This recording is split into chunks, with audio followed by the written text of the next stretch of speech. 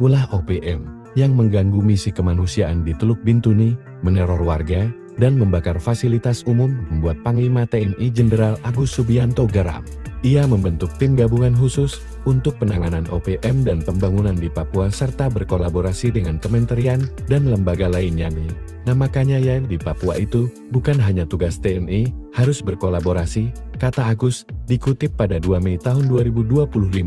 Menurut Agus, tim gabungan khusus ini sudah dibentuk dan telah melakukan MOU dengan beberapa kementerian, maka penindakan tak hanya dilakukan melalui penegakan hukum, tetapi juga lewat operasi pembangunan dan pengamanan teritorial.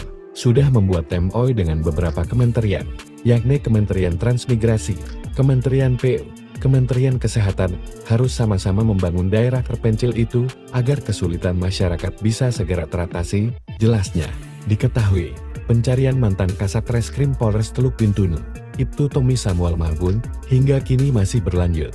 Pada 2 Mei tahun 2025, tim belum menemukan korban. Selain aksi di Moskona, teror OPM juga terjadi di Maiban, di mana Sebi mengklaim telah menembak 3 prajurit TNI di Pos Mamba hingga tewas pada 27 April.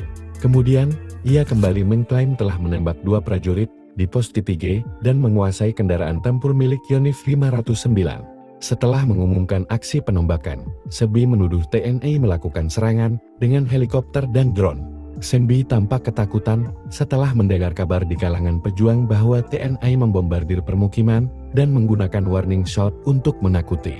Hal itu dibantah dengan tegas oleh Kepala Pusat Penerangan TNI, Brigadir Jenderal Christomei Sianturi. OPM selalu membuat propaganda, menyebarkan berita hoaks untuk memperlihatkan mereka eksis. Sampai saat ini, tidak ada prajurit TNI yang tewas ataupun luka tembak, ujar Christomei dalam keterangannya, Selasa, 29 April tahun 2025.